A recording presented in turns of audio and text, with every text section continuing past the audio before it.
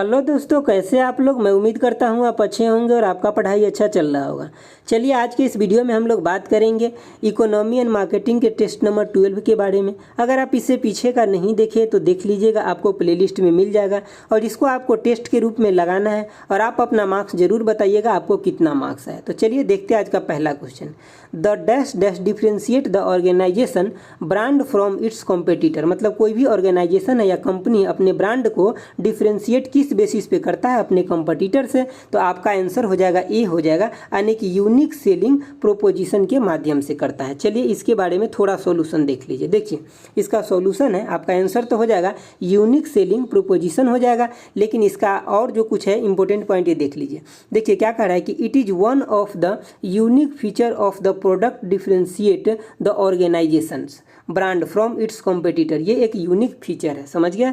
देखिए अगला आपका जो पॉइंट है क्या कह रहा है कि unique feature motivate the buyer to purchase the product. जो यूनिक फीचर होता है किसी भी कंपनी या प्रोडक्ट का, वो क्या करता है कि किसी भी कंज्यूमर या जो बायर है उसको मोटिवेट करता है उस प्रोडक्ट को खरीदने के लिए, चाहे वो प्रोडक्ट कॉस्टलियर भी क्यों ना हो। कॉस्टलियर होता है तभी भी अगर मोटिवेट हो जाता है कोई बायर तो उसको खरीद लेता है, ठीक है। वहाँ पे वो थोड़े मोड़े पैसों को ध्यान नहीं रखता है। अगला आपका जो पॉइंट है क्या कह रहा है कि कंपनी, इसको कोई भी कंपनी है कब यूज करता है तो वो अपने प्रोडक्ट और सर्विस को प्रमोट करने के लिए इसका यूज करता है। किस माध्यम से प्रमोट करने के लिए, कि जैसे कि आपका एडवर्टाइजमेंट के माध्यम से हो गया, टीवी के माध्यम से हो गया, ठीक है, पोस्टर के माध्यम से हो गया, इन सब माध्यम से उसको प्रमोट करने के लिए यूज करता है। देखिए आपका दूसरा नंबर क्वेश्चन कह रहा है कि for which goods consumer want to comparison with substitute. तो इसका आंसर हो जाएगा आपका ऑप्शन बी हो जाएगा, शॉपिंग गुड्स हो जाएगा। जैसे कि कोई भी सामान अगर आप खरीदने जाते हैं दुकान में तो उसके अगर सब्स्टिट्यूट गुड अवेलेबल है, मतलब उसके बराबर में अगर कोई प्रोडक्ट अवेलेबल है तो आप सबसे पहले क्या करते हैं, दोनों को कंपेरिजन करते हैं। किस किस बेसिस पे करते हैं, तो आप प्राइस के बेसिस पे करते हैं, क्वांटिटी के बेसिस पे करते हैं, क्वालिटी के बेसिस पे करते हैं। ये सब कंपेरिजन करके बाद उसके बाद आप लेते हैं। लेकिन इसमें एक बात क्या है कि इस प्रोडक्ट को आप क्या करते हैं, फ्रीक्वेंटली परचेज नहीं करते हैं। ऐसे प्रोडक्ट को आप जनरली कंपेरिजन करते हैं। सपोज कीजिए कि हम एग्जांपल देते हैं आपको कि आप एक मोबाइल खरीदने के लिए गए। जब आप एक मोबाइल खरीदने के लिए गए तो वहाँ पे आप कंपनी के अंदर भी मतलब कंपेरिजन कीजिएगा कि किस कंपनी का प्रोडक्ट अच्छा है। उसके बाद उसका प्राइस भी कंपेरिजन कीजिएगा, उसके बाद उसका मतलब फीचर भी कंपेरिजन कीजिएगा। सब कुछ कंपेरिजन करने के बाद उसको आप शॉपिंग कीजिएगा। लेकिन सपोज कीजिए आप किसी भी दुकान के अंदर गए जहाँ से आप दाल चावल आटा चीनी कुछ भी लेना है तो उसको आप कंपेरिजन करते हैं, नहीं करते। क्यों? क्योंकि वो आपका डेली बेसिस का सामान है तो उसमें कंपेरिजन करने का जरूरत नहीं है, जो आप फ्रीक्वेंटली खरीदते हैं। लेकिन जो आप रेयरली खरीदते हैं उसमें आप अधिक से अधिक कंपेरिजन करने के बाद ही लेते हैं उस प्रोडक्ट को। समझ गए बातों को। तो चलिए देखते हैं अगला क्वेश्चन क्या। अगला क्वेश्चन जाने से पहले हम आपको एक चीज़ थोड़ा छोटा सा दिखा देते हैं। अगर आप इससे रिवीजन अभी तक नहीं कर रहे हैं तो जरूर कीजिए। हम आपको डिस्क्रिप्शन बॉक्स और कमेंट बॉक्स में इसका लिंक दे देंगे, बहुत बेनिफिट होगा आपको इससे, ठीक है। चलिए देखते हैं। देखिए आपका तीसरा नंबर क्वेश्चन कह रहा है कि the product slash market expansion grid is a tool use by firm to analyse and plan their strategy for growth, it is also known है। तो हम उसको क्या बोलते हैं, तो इसका ऑप्शन आपका सी हो जाएगा, एनसोफ मैट्रिक्स बोलते हैं। देखिए एनसोफ मैट्रिक्स में क्या होता है कि कोई भी फार्म है या कंपनी है तो क्या करता है, अपने प्रोडक्ट और सर्विस के ग्रोथ के बारे में एनालिसिस करते हैं। समझ गए बातों को। चलिए देखते हैं अगला क्वेश्चन। देखिए आपका अगला क्वेश्चन है क्वेश्चन नंबर 4। क्वेश्चन 4 क्या कह रहा है कि when a company distribute its product through a channel structure that include one or more reseller, it is known as. तो हम उसको क्या बोलते हैं, जब कोई कंपनी है वो अपने प्रोडक्ट को और सर्विस को डिस्ट्रीब्यूट करने के लिए या बेचने के लिए एक या एक से ज़्यादा रीसेलर का यूज करता है, उसको हम क्या बोलते हैं। तो ऑप्शन बी हो जाएगा आपका इनडायरेक्ट मार्केटिंग हो जाएगा। इसके बारे में थोड़ा सा सॉल्यूशन देख लीजिए, इसमें चारों ऑप्शन इंपॉर्टेंट है।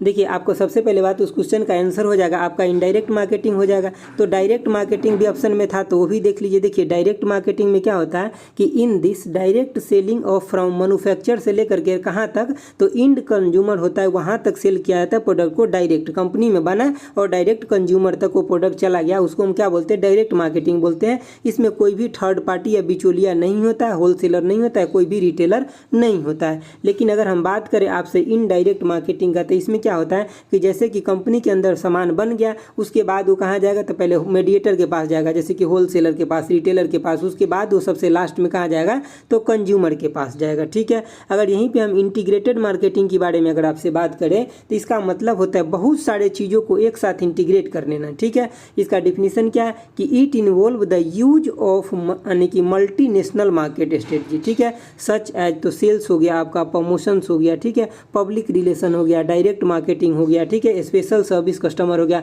बहुत सारे ऐसे कस्टमर होता है जो लॉयल कस्टमर हो जाता है किसी कंपनी का, तो उसको कंपनी क्या करता है कि स्पेशल सर्विस भी देता है। दोस्तों थोड़ा यहाँ बगल में कंस्ट्रक्शन का काम चल रहा है, तो थोड़ा आप मैनेज कर लीजिएगा अगर आपको थोड़ा सा आवाज़ में प्रॉब्लम हो तो। ठीक है, वीडियो देना जरूरी है, इसीलिए देना पड़ता है। ठीक है, देखिए अगला आपका हो गया जैसे कि नीच मार्केटिंग है। नीच मार्केटिंग का मतलब क्या होगा ना कि एक स्पेशल चीज़ों के ऊपर टारगेट करना, तो हम उसको क्या बोलते हैं, नीच मार्केटिंग बोलते हैं। ठीक है, focus on a particular product और सर्विस, तो इसको निच मार्केटिंग बोलते हैं। That is very special target audience of a population, मतलब जितना भी उस इलाका के ऑडियंस है उसमें से कुछ ऐसे है जो टारगेटेड है ऑडियंस, उसके ऊपर टारगेट करना, यही होता है निच मार्केटिंग होता है।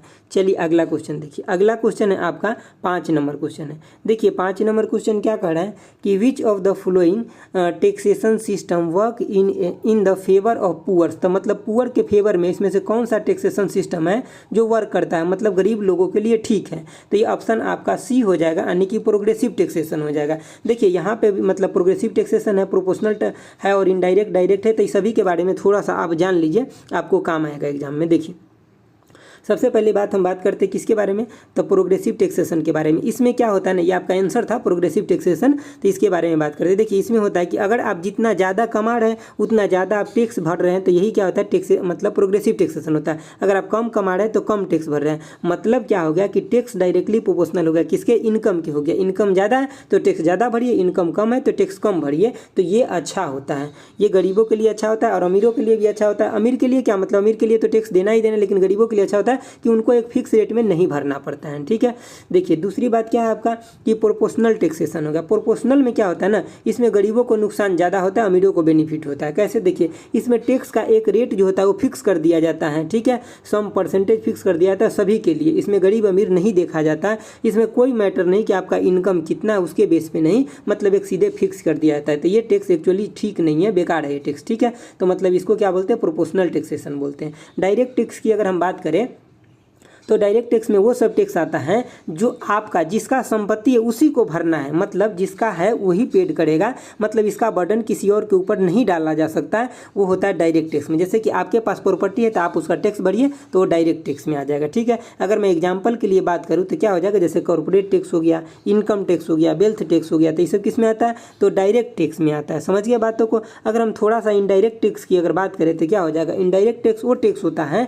जो आप डायरेक्टली तो पे नहीं करते हैं गवर्नमेंट को, लेकिन कहीं ना कहीं आप गवर्नमेंट को इनडायरेक्टली पे करते हैं। जैसे कि आपका जीएसटी हो गया, कस्टम ड्यूटी हो गया, तो ये सब कैसा टैक्स है, तो इनडायरेक्ट टैक्स है। मतलब आप जब सामान खरीदते हैं तो उस पर जीएसटी भरते हैं, तो वो गवर्नमेंट के पास तो टैक्स पहुंचता है, लेकिन आप डायरेक्ट गवर्नमेंट को नहीं देते हैं। इस टैक्स को क्या किया जाता है कि फाइनल कंज्यूमर पर जो मतलब इंड कंज्यूमर होता है उसके ऊपर जाकर के टैक्स लग जाता है। समझ गया बातों को। चलिए अगला क्वेश्चन देखिए, अगला क्वेश्चन आपका 6 नंबर क्वेश्चन। देखिए 6 नंबर क्वेश्चन क्या कर रहा है कि an elaborated version of the idea expansion in a meaningful consumer terms called, तो हम उसको क्या बोलते हैं, मीनिंगफुल जो कंज्यूमर टर्म्स होता है उसको हम बोलते हैं आपका ऑप्शन सी हो जाएगा, यानी कि प्रोडक्ट कंसेप्ट हो जाएगा। ठीक है, प्रोडक्ट कंसेप्ट इसका आंसर हो जाएगा। तो ये आप इसके बारे में अगर थोड़ा सा देखना चाहते हैं तो चलिए मैं दिखा देता हूँ आंसर। देखिए इसमें आपका आंसर जो हो जाएगा प्रोडक्ट कॉन्सेप्ट हो जाएगा, जो मतलब वहाँ डिफिनीशन दिया था उसके अकॉर्डिंग। ठीक है, अब इसमें देखिए प्रोडक्ट इमेज था, तो प्रोडक्ट इमेज का मतलब क्या होता है, सिमिलर टू ब्रांड इमेज। मतलब जैसे कि आप कोई भी ब्रांड का मतलब सामान यूज करते हैं, तो उस ब्रांड का अगर कोई भी आप प्रोडक्ट लेते हैं ना, तो आपके दिमाग में एक्चुअली ब्रांड का एक इमेज बना हुआ है पहले से। ठीक है, समझ गए उस प्रोडक्ट के बारे में, मतलब आप उसका हमेशा पॉजिटिव फीडबैक देना चाहते हैं। ठीक है, दूसरा देखिए प्रोडक्ट आइडिया। प्रोडक्ट आइडिया में क्या होता है कि कोई भी कंपनी है वो मार्केट के अंदर अपने प्रोडक्ट के बारे में ऑफर करना चाहता है। बनाता है, ठीक है। ये आपके लिए इंपॉर्टेंट हो जाएगा। प्रोटोटाइप, देखिए प्रोटोटाइप में क्या होता है ना कि सिंपल बातों को समझिए, कोई भी चीज़ अगर आपको मार्केट के अंदर निकाल करके बेचना है, कोई प्रोडक्ट देना है या सर्विस देना है, तो उससे पहले आप एक छोटे पैटर्न पे जो बनाते हैं टेस्टिंग के लिए या मतलब जैसे कि ट्रायल के लिए, तो उसी को क्या बोलते हैं, प्रोटोटाइप बोलते हैं। जैसे कि आप बहुत बड़े बड़े टरबाइन देखते हैं, मशीन देखते हैं, तो एक ही बार में डायरेक्ट थोड़ी बड़ा बना लिया गया, नहीं, पहले छोटा सा बनाया जाता है, उसको ट्रायल किया जाता है, टेस्टिंग किया जाता है, उसके बाद वो बड़ा बनाया जाता है, जब वो मतलब सफल हो जाता है, सक्सेस हो जाता है तब, ठीक है। तो यही लिखा गया, यानी कि सिंपल और earlier version of the new product. कोई भी प्रोडक्ट बनाया जाता है उसे अर्लियर वर्जन जो बनाया जाता है उसी को हम क्या बोलते हैं, प्रोटोटाइप बोलते हैं, या मतलब उसको किस लिए, तो ट्रायल और टेस्टिंग के लिए बनाया जाता है। चलिए अगला क्वेश्चन देखिए, अगला क्वेश्चन आपका 7 नंबर क्वेश्चन है। 7 नंबर क्वेश्चन है कि what is the full form of NABARD. NABARD का फुल फॉर्म क्या हो जाएगा, तो इसका ऑप्शन आपका बी हो जाएगा, यानी कि national bank for agriculture and rural development इसका फुल फॉर्म हो जाएगा। लेकिन यहाँ से आपको 2-3 चीज़ और याद रखना चाहिए, ठीक है। देखिए वो क्या चीज़ याद रखना चाहिए, तो आपको फुल फॉर्म तो पता चल ही गया, यानी कि national bank for agriculture and rural development हो जाएगा। इसका एस्टेब्लिशमेंट यानी कि स्थापना कब हुआ था, तो 12 जुलाई 1982 को इसका स्थापना हुआ था। इसका हेड क्वार्टर कहाँ है, तो इसका हेड क्वार्टर आपका मुंबई में, और इसका प्रेजेंट सीईओ कौन है, ये सबसे इंपॉर्टेंट क्वेश्चन हो जाएगा, ठीक है। तो जी.आर. चिंताला इसका सीईओ हो जाएंगे, ठीक है। अगला क्वेश्चन देखिए आपका अगला क्वेश्चन है 8 नंबर क्वेश्चन।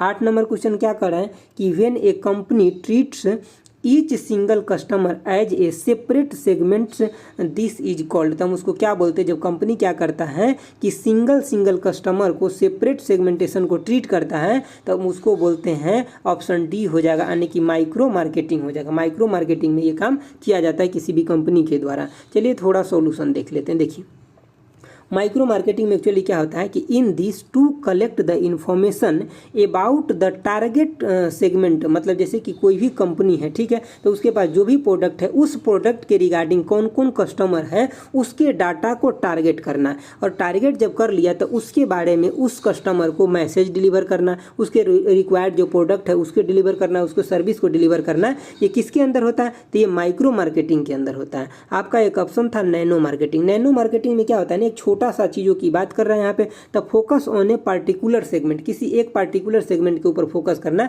नैनो मार्केटिंग के अंदर होता है। मतलब सब मिलता जुलता टर्म है, समझ गए बातों को। सिंगल मार्केटिंग में क्या होता है ना कि to target a geographical region या डेमोग्राफिक रीजन ऑफ सेगमेंटेशन, किस में होता है, सिंगल मार्केटिंग में होता है, ठीक है। दोस्तों आज थोड़ा सा आपको आवाज़ गड़बड़ आ रहा होगा, प्लीज़ आप मैनेज कर लीजिएगा, ठीक है।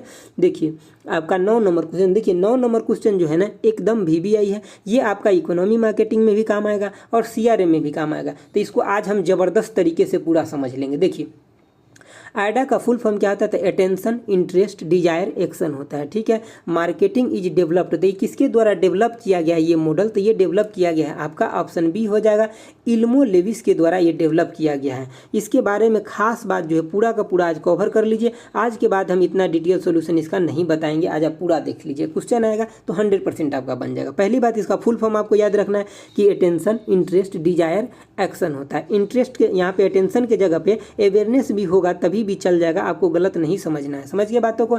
इसको डेवलप किसके द्वारा किया गया था, तो इल्मो लेविस के द्वारा डेवलप किया जाएगा। AIDA मॉडल जो है ये किस लिए यूज किया जाता है, तो widely use in A marketing and advertising the product और सर्विस। कोई भी प्रोडक्ट है और सर्विस है उसको एडवर्टाइजमेंट करने के लिए AIDA का प्रयोग किया जाता है। देखिए इसमें 4 सेगमेंट होता है, इस चारों सेगमेंट को समझना आपको बहुत जरूरी है। देखिए सबसे पहला होता है आपका अवेयरनेस या अटेंशन होता है, दूसरा आपका इंटरेस्ट होता है, तीसरा डिजायर, और चौथा एक्शन होता है। जितना नीचे की तरफ आप जाइएगा उतना आपको क्या दिखेगा कि ऑडियंस और कस्टमर क्या हो रहा है कि घटते हुए जा रहा है। पहला अवेयरनेस में क्या होता है कि यहाँ पे देखिए, यहाँ पे इसका मतलब होता है अवेयरनेस और अटेंशन का मतलब कि customer aware the product, customer क्या रहा है उस प्रोडक्ट के बारे में अवेयर हो रहा है, किस किस माध्यम से, तो सोशल के माध्यम से, ठीक है, वीडियो के माध्यम से, जो आपके डिस्प्ले पे ऐड आता है उसके माध्यम से, ऑफलाइन माध्यम से, SEO माध्यम से, मतलब सर्च इंजन ऑप्टिमाइजेशन, मतलब गूगल के माध्यम से, इवेंट के माध्यम से, बहुत सारे कंपनी है जो अपना इवेंट करते हैं, समझ गए बातों के, तो उसके माध्यम से भी आप क्या करते हैं उसके बारे में जानते हैं। दूसरा आपका इंटरेस्ट हो गया। जब इंटरेस्ट हो गया इसके मतलब क्या हो गया कि develop the potential buyer interest in the product और सर्विस। जो पोटेंशियल बायर जो था ना, मतलब पोटेंशियल जो कस्टमर था उसका क्या होना है कि इंटरेस्ट बन रहा है उस कंपनी के पीछे उस सामान को खरीदने के लिए, समझ गए बातों को। तो अब वो क्या करेगा कि उस कंपनी का रिव्यू चेक करेगा, उसकी वेबसाइट पे विजिट करेगा, ठीक है, सोशल मीडिया के माध्यम से, फेसबुक, ट्विटर के माध्यम से पता करने की कोशिश करेगा कि कैसा है, उसके बाद डायरेक्ट मेल करके भी पता कर सकता है, समझिए बातों को। उसके बाद देखिए नीचे अब क्या हो गया कि आपका डिजायर हो गया, ठीक है। डिजायर में क्या होता है कि prospect realise that the product and service are good, मतलब अब जो था प्रोस्पेक्ट जो था ऊपर में पोटेंशियल कस्टमर वो रियलाइज कर लिया कि ये प्रोडक्ट और सर्विस क्या है कि हमारे लिए अच्छा है, समझ के बातों के। उसके बाद हो जाएगा एक्शन, हो जाएगा एक्शन का मतलब ये हो गया कि अब जो प्रोस्पेक्ट है वो अब कोई भी दाएं बाएं नहीं सोच रहा है, सीधा वो डिसीजन ले लिया कि अब हमको ये सामान खरीदना है, ये प्रोडक्ट और सर्विस, समझ के बातों का। दोस्तों एक बात की हम आपको गारंटी दिलाते हैं, जितना आपको डाटा हम 20-25 मिनट में दे देते हैं ना, कोई भी आपको नहीं दे सकता इतना डाटा। आप विश्वास कीजिए मेरे ऊपर, जितना हम आपको देते हैं इतने डाटा के लिए लोग 1-1 घंटा के आपको लेक्चर लगा देंगे, समझ गए बातों को। तो आप लोग थोड़ा सा विश्वास रखिए हमारे ऊपर, जो चीज़ें मैं बताता हूँ मैं आपके लिए बहुत अच्छे से चीज़ों कंटेंट देने का कोशिश करता हूँ हमेशा, ऑलवेज, ठीक है।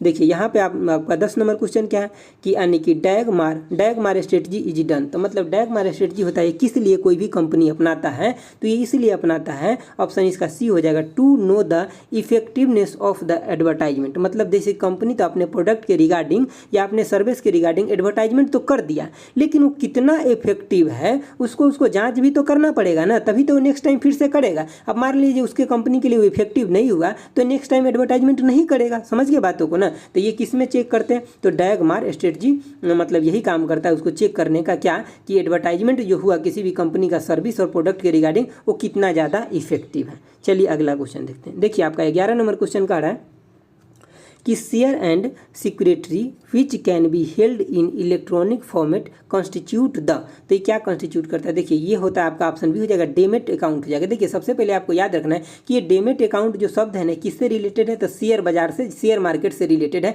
आपको इतना भी याद रहेगा तो आपका काम चल जाएगा, ठीक है। डेमेट मार्केट होता है। फिक्स अकाउंट के बारे में हम आपको बहुत बता चुके हैं पीछे, ठीक है। फिक्स मतलब उसमें जैसे डिपॉजिट फिक्स होता है, अमाउंट फिक्स होता है, टाइम फिक्स होता है, ठीक है। फिक्स टाइम में रखे, फिक्स टाइम में निकालिएगा। सेविंग का मतलब होता है आपको जब मर्जी है तब रखिए और जब मर्जी है तब निकाल लीजिए, सेविंग में होता है। डीमेट अकाउंट के बारे में थोड़ा सा आप जानकारी ले लीजिए, ये आपको काम आएगा, ये नया क्वेश्चन है आज, ठीक है। देखिए आपका डीमेट अकाउंट जो होता है इंडिया के अंदर, in India demat account are maintain by 2 depository organisation, 2 depository organisation के द्वारा, मतलब क्या होता है कि मेंटेन किया जाता है। वो कौन कौन है, तो आपका एक में यहाँ पे है कि नेशनल सिक्योरिटी डिपोजिटरी लिमिटेड होता है, NSDL, इसका फुल फॉर्म भी आपको याद रखना है, एग्जाम में फुल फॉर्म भी पूछा गया है।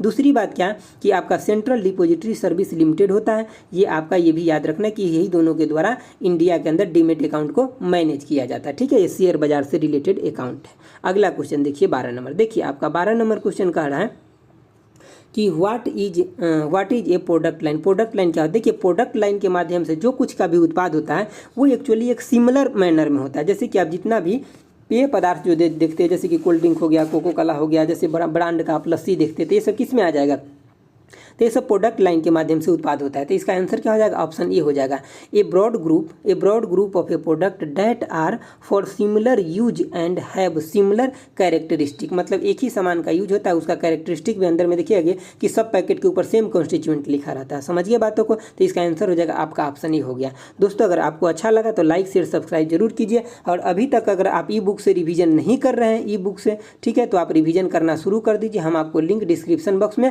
और कमेंट बॉक्स में दे देंगे, ठीक है। काफ़ी लोग रिवीजन कर रहे हैं, जिसको बहुत अच्छा लग रहा है आप उनसे फीडबैक आप ले सकते हैं, ठीक है। तो आज के लिए इतना ही रखते हैं। Thanks for watching, okay bye, जय हिंद दोस्तों।